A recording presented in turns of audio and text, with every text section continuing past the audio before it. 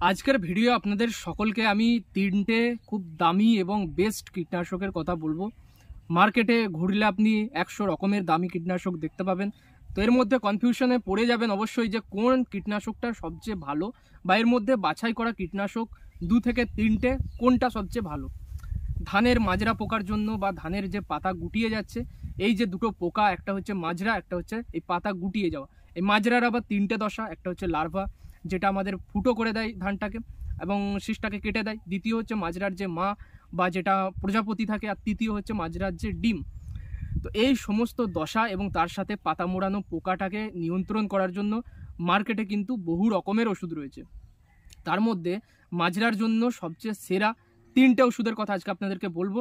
শুধু ওষুধের ব্যাপারে জানলে হবে না, তার সঙ্গে তার কার্যকারিতা, তার টেকনিক্যাল, তার হচ্ছে কখন দেবেন এবং তার রেন ফাস্টনেস কতক্ষণ, অর্থাৎ ওষুধটা দেওয়ার পরে, এখন বৃষ্টি বাদলের দিন, কতক্ষণ পরে বৃষ্টি হলে ওষুধটা ঠিকঠাকভাবে 100% কাজ আপনি পাবেন।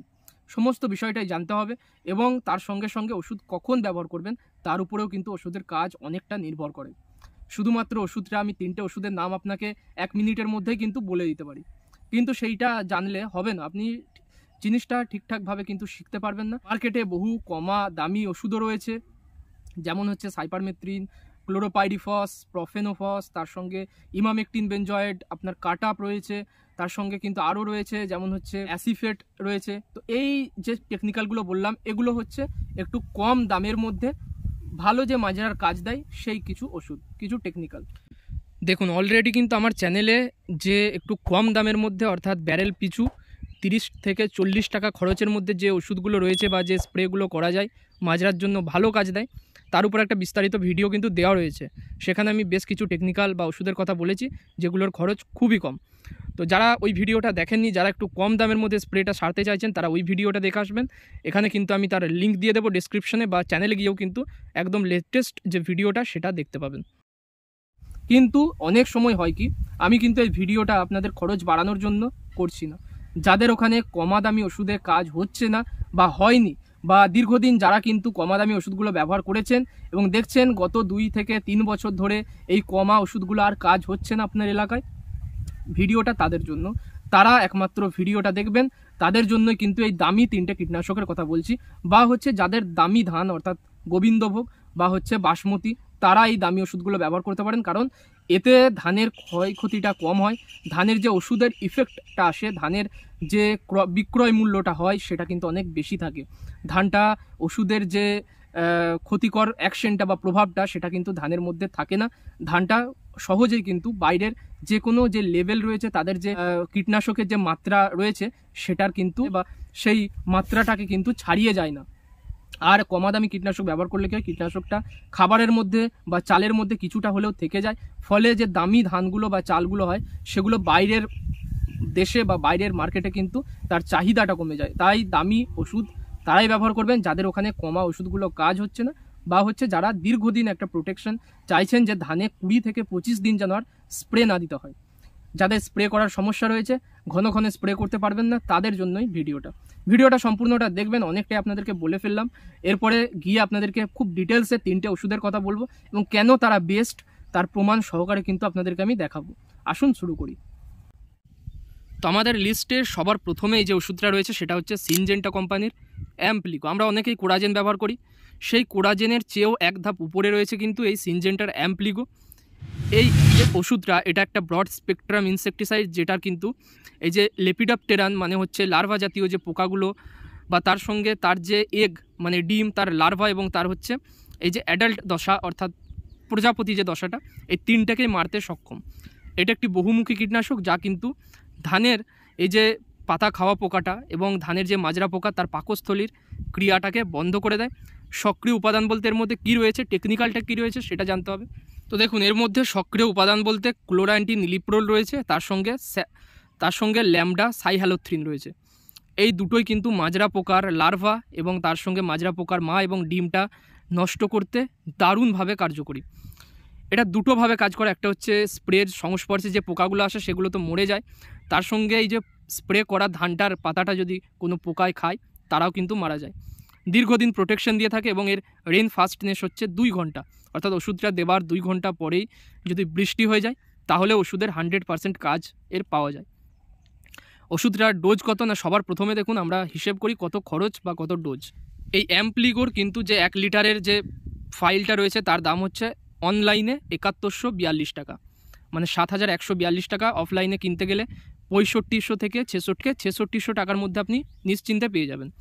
ওষুধটার ডোজ হচ্ছে 7.5 ml প্রতি 15 লিটার জলে, অর্থাৎ লিটার পিছু 1 লিটার জল পিছু আমি বলছি 0.5 ml করে এই ওষুধটা দেবেন।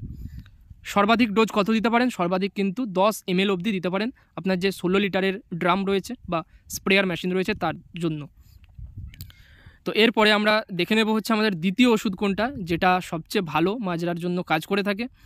দ্বিতীয় আরেকটা ওষুধ রয়েছে যেটাও কিন্তু আমরা ব্যাপক পরিমাণে ব্যবহার করে থাকি এবং ধানের মাজরার জন্য একটা স্পেশালিস্ট হিসাবে আমরা চিনে থাকি।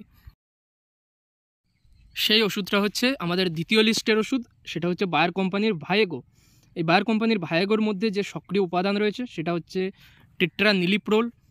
এটা ওই অ্যাম্প্লিগোর মতোই একদম সেম কাজ, একদম সেম তার হচ্ছে কাজের পদ্ধতি। আর এটা হচ্ছে একটা গ্রুপ 28-এর ওষুধ, অর্থাৎ 28 গ্রুপের একটা ওষুধ। ওষুধটার ট্রান্সল্যামিনার অ্যাকশন রয়েছে, অর্থাৎ পাতার একদিকে পড়লে কিন্তু পাতার অপর দিকে তার অ্যাকশনটা চলে যায়। ওষুধের যে কাজ কিভাবে করে না, এর কিন্তু যে পোকার যে পেশি রয়েছে সেটার কাজ করা বন্ধ করে দেয়, অর্থাৎ সংস্পর্শে আসা মাত্র, ওষুধের সংস্পর্শে আসা মাত্র পোকা কিন্তু আর নড়নচড়ন করতে পারে না এবং কোনোভাবে তারা কিন্তু আর খাদ্য গ্রহণও করতে পারে না, পোকাটা সঙ্গে সঙ্গে কিন্তু মারা যায়। আচ্ছা, এরা কার কার উপরে কাজ করেন এটা দেখুন। লেপিডোপ্টেরান যেসব পোকাগুলো রয়েছে, অর্থাৎ মাজরা পোকার, যেমন একটা দেখবেন হলুদ রয়েছে, একটা একটু কালো রয়েছে, দুটো পোকায় মারে। তার সঙ্গে পাতা মুড়ে দেয় যে পোকাটা, সেটাকে মারে এবং কিন্তু তাদের সমস্ত দশাগুলোকেই তারা নষ্ট করে। এরও রেন ফাস্টিনেস 2 ঘন্টা, অর্থাৎ 2 ঘন্টা পরে যদি ওষুধটা দেওয়ার পরেই বৃষ্টি হয়ে যায় তাহলেও 100% এর কাজ পাওয়া যায়।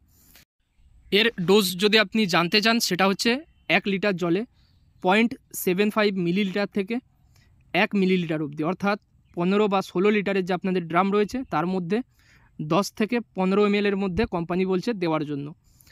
আমি যেটা প্র্যাকটিক্যালি দেখেছি সেটা কিন্তু 15 ml প্রতি 15 লিটার জলে, অর্থাৎ 1 লিটার জলে 1 মিলিলিটার না ব্যবহার করলে ভালো কাজ পাওয়া যায় না, অর্থাৎ 15 ml ব্যবহার করলেই কিন্তু সেরা কাজটা এর পাওয়া যায়।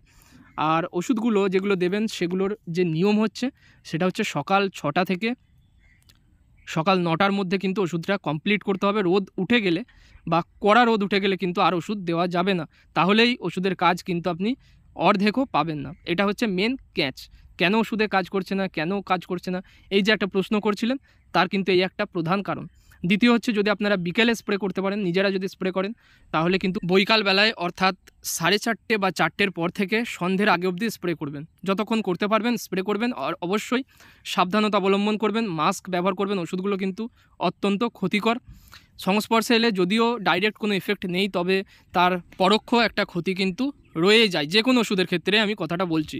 তার সঙ্গে যদি উঁচু জমি হয়, যদি কাদা না থাকে বা আলপথ দিয়ে যখনই ঘোরাফেরা করবেন, গাম বুট ব্যবহার করার চেষ্টা করবেন, যেটা হাঁটু অবধি যে বুটটা হয়। কারণ আমাদের এখানে রিসেন্ট একজনকে কিন্তু এই ওষুধ দিতে গিয়ে সাপে কেটে তার মৃত্যু হলো। তাই আপনাদেরকে সাবধান করাটা আমার কর্তব্য, আমি কিন্তু জানালাম। গাম বুট অবশ্যই আপনি লোকাল মার্কেটেই পেয়ে যাবেন, কিন্তু যদি না পান একান্তই, তাহলে কিন্তু আমি ডেসক্রিপশনে বা এখানে দেখুন প্রোডাক্ট সেকশানে আমি লিঙ্ক দিয়ে দিচ্ছি, এখান থেকে আপনারা নিয়ে গামবুট ব্যবহার করে আলপথে চলাচল করবেন। বা উঁচু জমি হলে, যদি কাদা না থাকে, যদি আওড়া কাটা থাকে বা ধানটা ফেরে দেওয়া থাকে, যদি ঠিকঠাক চলতে পারেন বুট পরে, তাহলে অবশ্যই কিন্তু এটা ব্যবহার করবেন। যাদের কাদা জমি তাদের নর্মালি স্প্রে করতে হবে, এই হচ্ছে ব্যাপার। তো এইটুকু একটু সাবধানতাটা অবলম্বন একটু করবেন। এরপর আমাদের লিস্টে তৃতীয় ওষুধটা হচ্ছে ইনসিপিও। এটাও সিনজেন্টারি ওষুধ, আর এর মধ্যে যে টেকনিক্যালটা রয়েছে সেটা হচ্ছে আইসোসাইক্লোসিরাম 18.1% এসসি ফর্মুলেশন, অর্থাৎ একটা লিকুইড ফর্মুলেশনের ওষুধ। আর এই যে আইসোসাইক্লোসিরাম, এটা কিন্তু একদম লেটেস্ট টেকনোলজির, অর্থাৎ গ্রুপ 30 ওষুধ।